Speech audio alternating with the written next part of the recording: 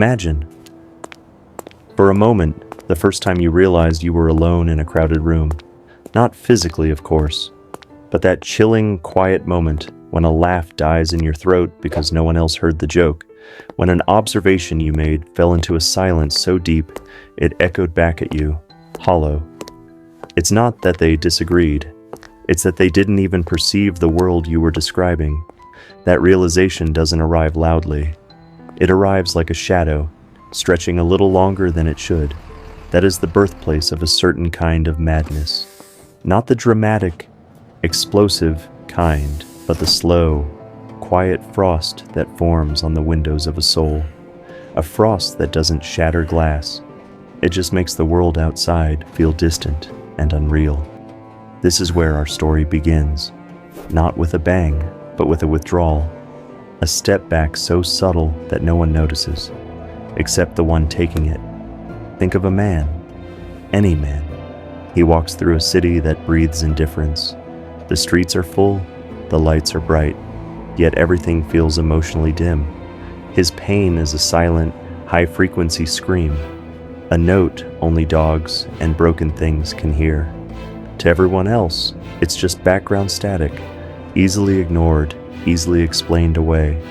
He tries to smile, but the muscles ache with the dishonesty of it. The smile becomes a reflex, not an expression. He offers a fragile piece of his mind, something sincere, something human, and it's met with a blank stare, a hurried change of subject, a cruel, casual dismissal disguised as a joke, the kind of joke that makes others laugh while quietly shrinking you. The message is repeated day after day until it becomes the only truth he knows. You are not one of us. Your suffering is a bore. Your existence is an interruption. Over time, even hope learns to lower its voice. This is the fertilizer of a monstrous transformation. The self, when consistently reflected back as a grotesque or a ghost, begins to warp to fit the image. Eventually, the mirror feels more real than the face. This is the psychology of the castaway, stranded on the island of a busy metropolis, surrounded by people, starving for recognition. And it isn't exclusive to a man in clown paint. It's in the child who prefers books to ball games, who is told to stop being so sensitive, long before they understand what sensitivity even means. It's in the woman whose quiet intensity is labeled unstable, whose depth is diagnosed as a flaw rather than a strength. Society has a factory setting, a hum of normalcy, and those who can't or won't harmonize are treated like a disruptive glitch.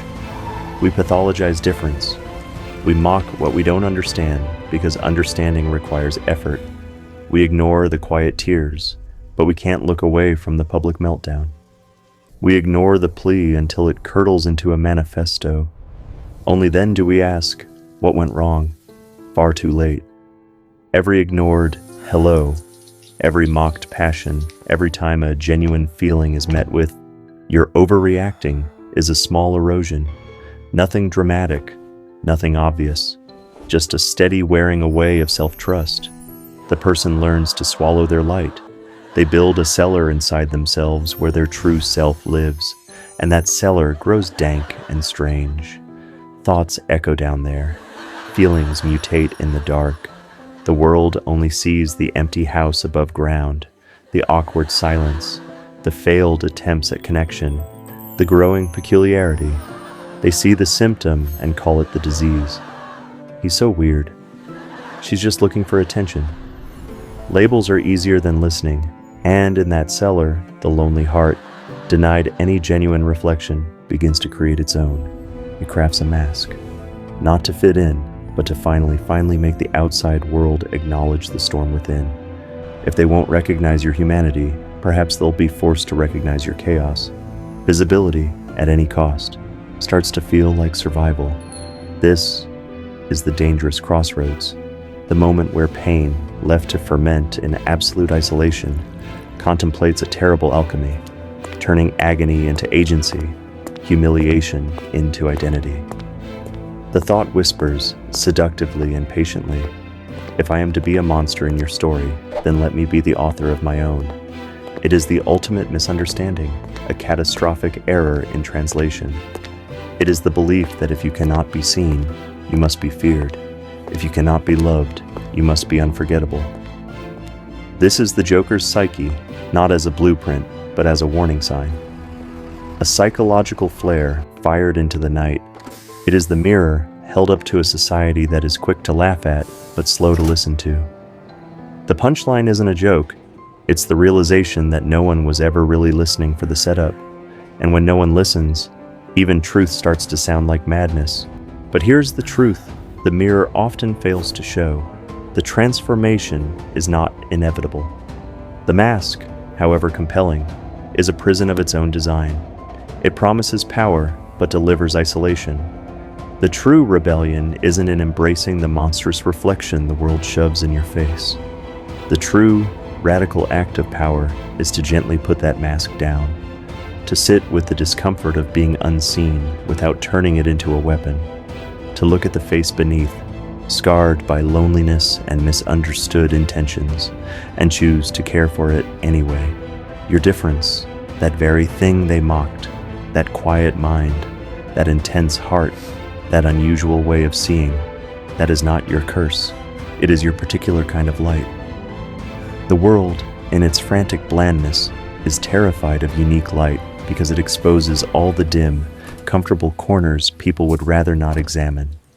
The people who pushed you to the edge were wrong. The loneliness was real. The pain was valid.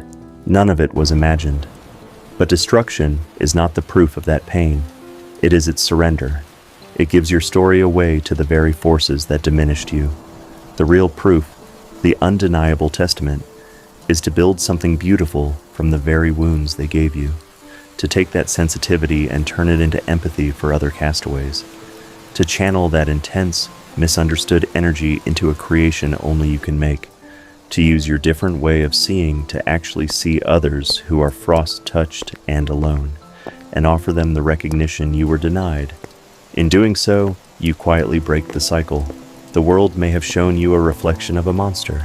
Your task, your profound and difficult purpose, is to stare into that distorted glass and silently, steadily, begin sculpting the face of a warrior, a gentle warrior, one who has walked through the cellar of despair and knows every step, every crack in the floor, but who has chosen to climb back up, not with a weapon, but with a lamp, a light meant not to burn, but to guide.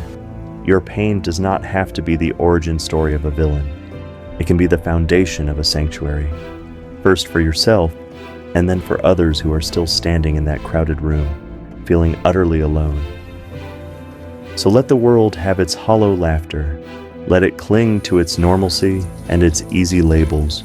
You have a deeper calling, to cultivate your strange and beautiful garden behind the empty house, to protect it patiently, even when no one applauds, to prove, not to them, but to yourself, that a soul deemed too intense, too quiet, too different, can bear a weight of grace that would break a normal spine.